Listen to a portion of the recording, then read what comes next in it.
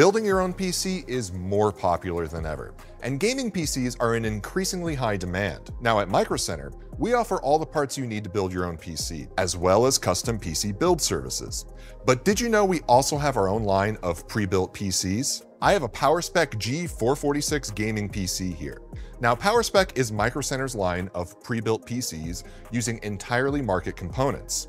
So if you're someone looking for a plug-and-play computer, the PowerSpec G446 is for you. But remember, you'll always have the option to upgrade or swap your parts in this PC. This PC is for gaming enthusiasts that want to play the latest AAA game titles, and this G446 will handle those titles with ease. But it can also do other demanding tasks, such as video creation and 3D modeling. We have the G446 here, which is currently available for $17.99 at the time of posting this video, and this features an Intel Core i7-14700KF, NVIDIA GeForce RTX 4070 GPU, 32 gigabytes of DDR5 5600 RAM, and a 2 terabyte solid-state drive. The motherboard is an MSI Pro Z690A DDR5 motherboard with Wi-Fi 6E and Bluetooth 5.3. The CPU is cooled with a Cooler Master ML240L RGB AIO. This is a 240mm radiator for water cooling, and it features 120mm fans with RGB, as well as a plethora of RGB on the case fans. All in all, this is a solid gaming PC using the latest Intel and NVIDIA components, and it can deliver a lot for modern gaming. Every PowerSpec PC is assembled here in the US by our team of build techs. Let's take a look inside the case and see how our guys did. Okay, so I got this guy powered off, and let's take a look at the back. Now remember, this is built by our techs here in Columbus, Ohio. And there we go, that comes right off. And check it out. You can see, yeah, they did a pretty good job. So they went ahead, they got all the cables run for you. You've got your fan controller, and you got a couple of empty slots here. So if you want to add any extra fans, you can get those installed. And remember, we can install those at the time of purchase. We also have all of the extra cabling for this PowerSpec power supply. It's all in here. So if you want to add any extra hard drives, any extra, 3.5-inch hard drives, or any 2.5-inch drives that you want to mount onto this guy, everything you need is going to be right in here. So cable looks pretty good. We can go take a look at the front here. Thumb screws are right back here. This comes off nice and easy, especially if you drop them. This guy slides right off.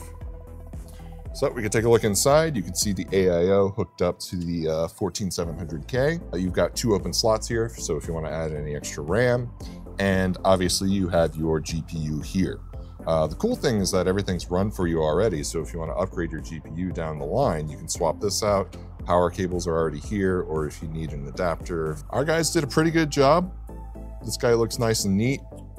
These cables are just using the regular cables that come straight from the power supply, so obviously these aren't the prettiest cables, but if you wanted to upgrade to streamers, we do have those available, so you can get some nice RGB lights coming out of your motherboard or your GPU.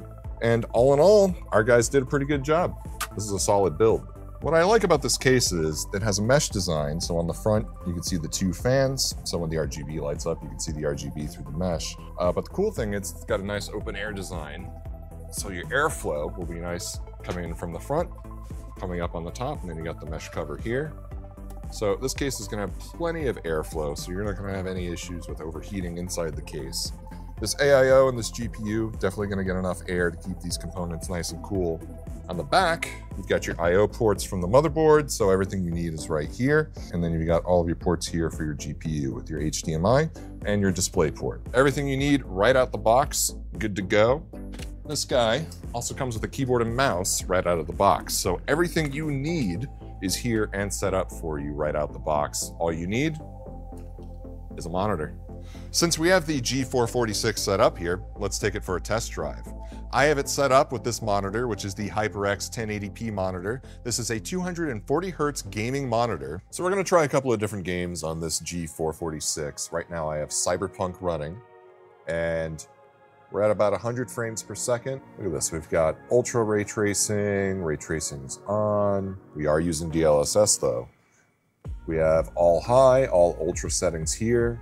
I didn't set anything actually, I just fired up the game and I just let it choose the settings automatically based on the hardware that we're using. This 4070 I think is going to handle this just fine. Obviously we are playing this in 1080, but this will also work in 1440p pretty well. So let's see. I mean, right now I'm just running around in the open world. We're in the 90s. Motion blur is on. Usually that's something I play with it off. The reflections are cool. If you look at the glass on the cars, I mean, gameplay alone, this game is fun, but sometimes it's nice just kind of looking around. You can see the reflections of everything on all the glass, all of these cars, which is just so cool. I also have MSI Afterburner running, so you can see GPU temps right now, about 58, 59 degrees Celsius. GPU usage, it's still hovering in, you know, the high 90 percentile. CPU temps are still pretty good. We're in about the 70s. Hitting the 80s here and there. Oh, I got ran over by a car. Oh no, I'm still getting run over. No. Let's see what we're hitting now. All right. So I turned a couple of settings down. We're in the higher hundreds right now. We're hitting about 105 to 115 in that range. Oh, look, this car's stuck.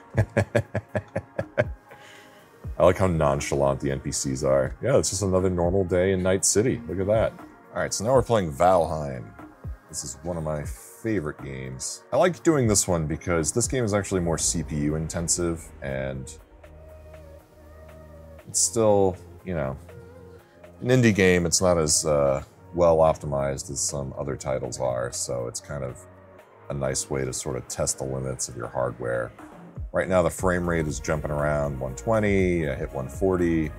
So usually in games like this, where there's a lot of building and stuff, when your builds get complex, it can really kill your frame rate, especially when you have stuff like this, like these portal effects.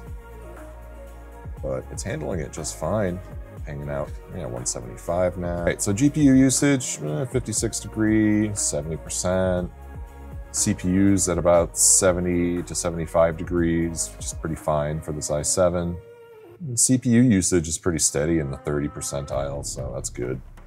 And frame rate's pretty steady. This game is buttery smooth. I do have all the graphical settings cranked on this as well, so we're all high everything. I'll push it even a little bit more. See what happens. 248, 270 frames. And this is out in the plains, so this is kind of just an open area. There are some NPCs around. Go back to the home base, frame rate dropped to 80s, 90s, so that's pretty normal. When you go somewhere and come back, you get kind of like a frame hit.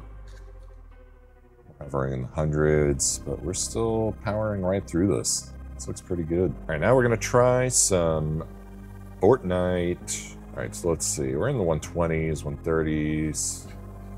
So most shooters, you definitely want higher frame rates. And I'm gonna auto run while I land, and let's see what the settings look like. So frame limit set to 240 FPS. We're using DirectX 12. Now we have this auto set, so everything's kind of set to epic here.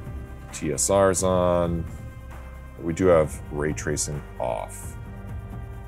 All right, let's check this out.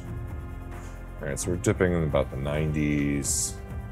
Normally I don't play Fortnite or any of these other like kind of shooters with the settings cranked like this, because you see that the realistic shadows are nice. Definitely looks pretty, but it makes it really hard to see sometimes. And I mean, let's be honest, I'm not playing this for realism.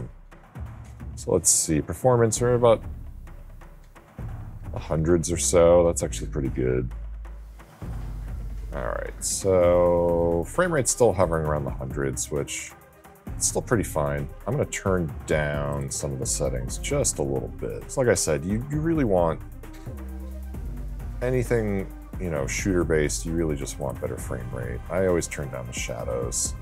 That's kind of the big one, because I just see no benefit to having the shadows cranked. It looks prettier, sure, but I'm gonna change the lighting a little bit. There we go. Doesn't look as pretty, but honestly, this is how I play. This is how everyone else plays too, because you don't want to miss someone that's hiding in the shadows.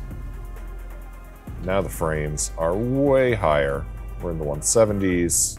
So if you're gonna play any other kind of shooter, Call of Duty, Valorant, anything at all. Frame rate is all that really matters. Graphics are nice. I think the game still looks pretty good here, and the only thing I really turned down is the shadows and the lighting. But everything else looks pretty solid. View distance is good. I just took a lot of fall damage, but this looks pretty great.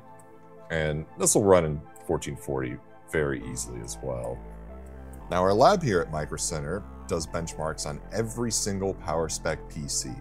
So we have benchmarks for the G446 running Cyberpunk 2077 at 1080p. The average FPS was about 142 frames per second, with the minimum FPS at 63 frames per second. We did run a benchmark of Cyberpunk 2077 in 1440p with an average FPS at about 82 FPS and a minimum of 64. We also ran Cyberpunk at 4K with an average FPS of 36 frames per second and a minimum of 28. Obviously, the system is more optimized for 1080 or 1440p gaming versus 4K gaming. We also did Horizon Zero Dawn benchmarks at 1080 with the G446 at 184 frames per second on the average and 82 frames per second at the minimum. Horizon Zero Dawn at 1440 had an average of 144 FPS with a minimum of 76 FPS.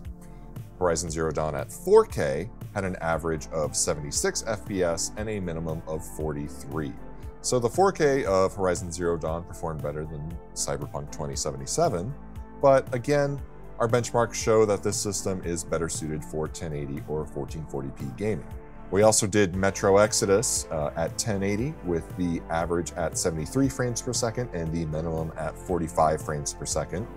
Metro Exodus at 1440p had an average of 55 frames per second and a minimum of 36 frames per second. And then Metro Exodus at 4K had an average of 32 frames per second and a minimum of 22. So across the board, the PowerSpec G446 is ideal for 1080 and 1440p gaming. 4K gaming is possible, but again, you're best suited for 1440p or 1080. So why go with a PowerSpec pre-built PC? Well, for starters, all new PowerSpec PCs come with a 1-year manufacturer's guarantee, with average repair times of 48 hours in any MicroCenter store. Bring your PowerSpec to our service center in store, and our technicians can take care of any issue for you. If you buy any additional components at the time of purchase of your PowerSpec PC, we will install them for you. If you want more hard drive space or an expansion card, you can grab it with your PowerSpec purchase and we'll install it for you while you wait. MicroCenter is here to support all your PC needs, and our PowerSpec PCs are a part of that journey. Make sure to stop by your local MicroCenter to check out our line of PowerSpec PCs, and if you don't have one near you, make sure to comment #IWantAMicroCenter near me.